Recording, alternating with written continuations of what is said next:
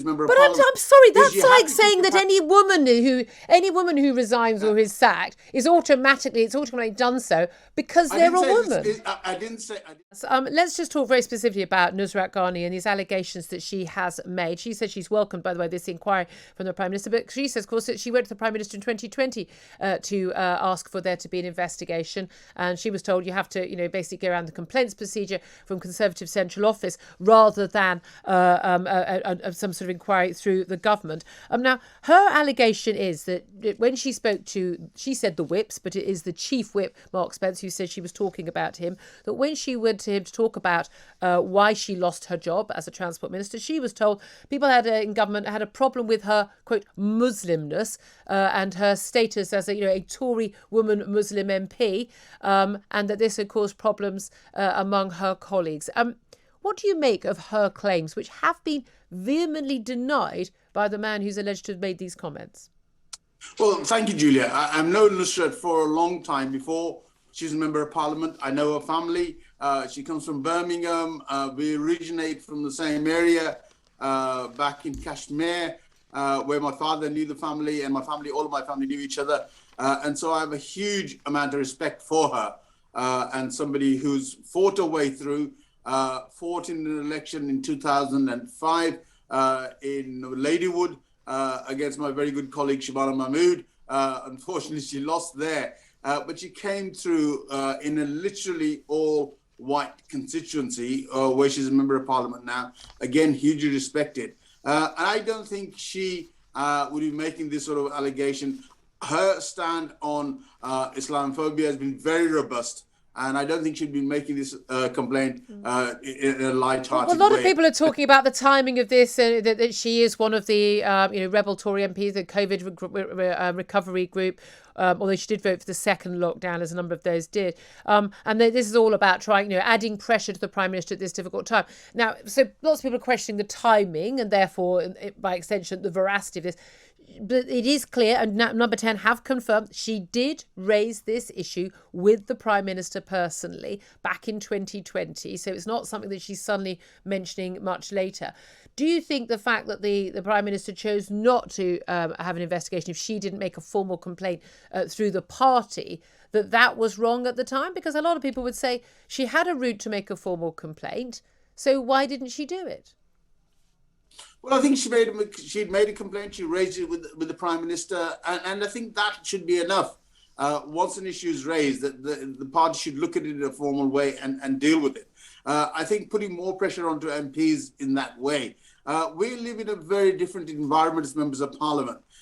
We live in a political party of our choice, and the whips control that. The government controls that, and we have to be very careful how we deal with it. That's the whole function of the party whips. And that makes it very, very difficult. What she's done now is she saw the fact that there is now significant people coming out and making those sort of claims. And she feels safe and safety in numbers that there are people now. But again, it's an incredible allegation to make, and it does appear, if Mark Spencer, the chief whip, he wasn't named by her, but he's basically sent some tweets last night saying, I'm the person who she's talking about. It didn't happen, and people say, well, how can you think you're the person she's talking about if it didn't happen? It's because he knows that complaint had been made previously. He said that this is actually defamatory. Whether or not he'd be choosing to take legal action or not. The reality is, this is a he said, she said. We don't know whether he said it. We don't know whether we weren't there. If he did say it, if he said it in the context of, this is the reason I was given by Number 10, which appears to be from her longer interview with the Sunday Times, where these stories emerged, that he was passing on the reason why she was let go as a minister. Then he's not necessarily done anything wrong. He's simply passing on what he heard. But if there is a culture at the heart of government that her being Muslim was an issue for anyone, that would be both awful, but also quite bizarre in a government where there are a number of far more senior to junior transport minister figures who are Muslim. So it'd be a bit bizarre that a government that's got Nadeem Sahawi and Sajid Javid in, and numerous other ethnic minority senior figures would apparently have a problem with people being Muslim. Well, look, I'm not going to go into the woes of the Tory party. You must understand also Sajid Javid was sacked as a chancellor and No, replaced. And now no, he's he come back. wasn't. He resigned. Yeah, well, there's mitigating circumstances which But it was nothing to do he with had. him being He Muslim. felt, well, whatever, I don't know. Sajid didn't raise the issues then. Maybe No, in the no, future. no, he no. might. I'm sorry. Sajid Javid resigned because Number 10 was forced the pushed- he was resignation pushed. of his special advisor, and he said he Yeah. wouldn't work on that basis. That's got Exactly. sod all Well, to do with his ethnicity or his religion. No, but he did resign, and therefore, when you're saying he's the only other senior Muslim in the cabinet, he did leave. He has come back now, and that's part of the thing that you have to remember. But I'm sorry. is That's you have like to saying keep that any woman who resigns or is sacked is automatically done so because they're a woman. I didn't say it was over Islamophobia or issues in relation to Muslim hate. What I've just said clearly is that you're saying that other people have done. Sajid has had to take certain steps as well because the way he felt his special advisor was being treated, and therefore he took those steps. I'm sorry, Khalid. I genuinely think that is a completely false argument. I really do. Well, okay, fine. But the issue is, as far as Nusrat is concerned, she has raised it with the Prime Minister. She isn't raising it now. She's raised it with the Chief Whip, and therefore it should have been investigated at the time.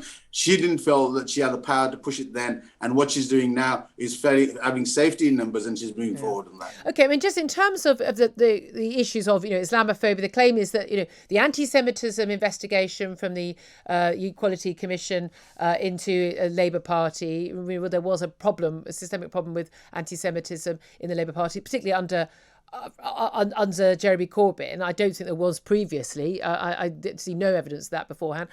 The idea that there should be a similar inquiry, an external inquiry into Islamophobia in the Conservative Party. Do you think that's necessary?